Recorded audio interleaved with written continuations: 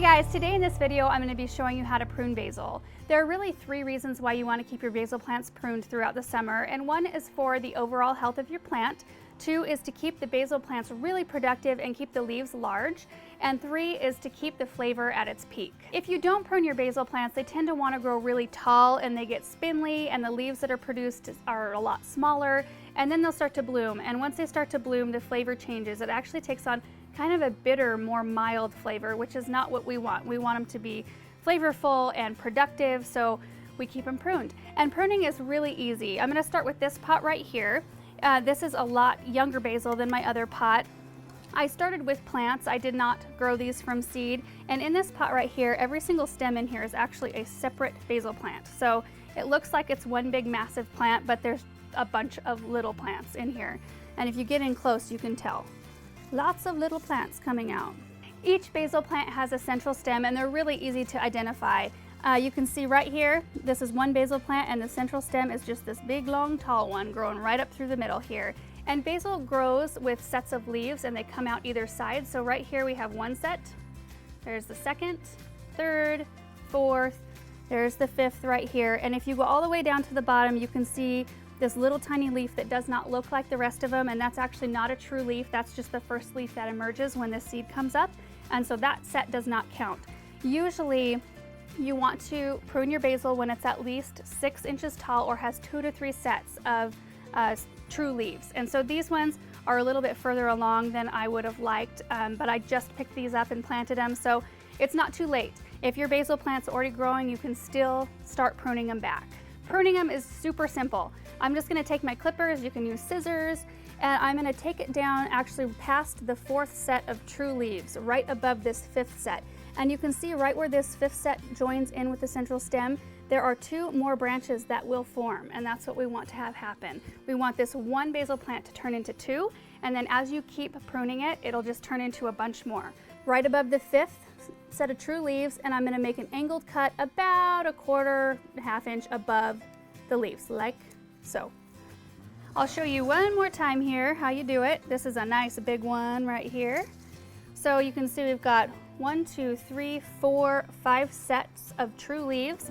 I'm going to take it down right past the set of 4, and I'm just going to cut about a ½ inch, ½ inch up.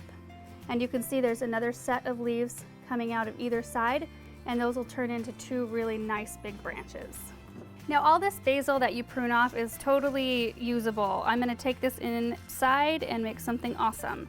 So as you prune it throughout the summer, which usually needs to be done like every 1 to 2 weeks, you can use all this basil, or you can dry it or make pesto and freeze it, whatever you want to do with it. So just make sure to keep your eye on your plants every 1 to 2 weeks to do a pruning like this, and make sure to do it all evenly. I know that it doesn't look quite as pretty as it did before, but soon this whole thing will just be huge and gorgeous. So it's what you want to do. And a lot of people do this with peppers and tomatoes as well. I haven't done it before, but I think I'm going to give it a shot. So moving on to this pot of basil, you can see that this one's been growing for a lot longer and it's starting to bloom, and I let it do that on purpose so I could show you how to prune it back. It's just basically the same way. You can see the bloom here. I'm going to actually take it all the way down past this set here because I want to create a nice mound. And I'm just going to prune it with my clippers exactly the same. About a ½ inch up, angle cut, just like that. So whenever you see a bloom forming, in fact, this is a good example. That one is not quite there yet. You can just pinch these off, just like that. So if you're walking by and you don't have your pruners, just give them a quick pinch and pinch those blooms off. You do not want those to start forming. So I'm going to do that, but these stems that have already formed blooms are a little bit thicker, so I'm going to use my pruners on these ones. Now in between your weekly or bi-weekly pruning on your basil plants, you can go ahead and harvest off of them anytime. I just make sure that when I'm doing it, I do it kind of evenly. I don't take them all off of one side. I'll take, 1, 2, and 3 little branches off to use in the kitchen so it looks kind of more uniform.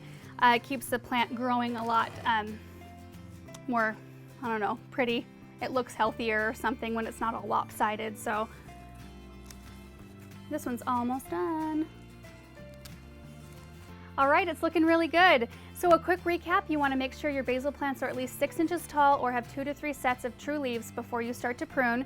When you do your pruning, make sure to leave a 1/4 to a 1/2 inch of branch to help support the new branches that are going to form. And you want to check on your basil plant every 1 to 2 weeks to do a pruning like this.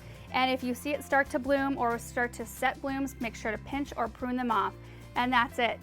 Pretty easy. All right, thanks for watching. If you found this video helpful, please leave a thumbs up. Don't leave a thumbs down. I'll be really sad. Leave a thumbs up down below and make sure to subscribe to our channel if you want to see what's coming up next. We'll see you in the next one. Bye.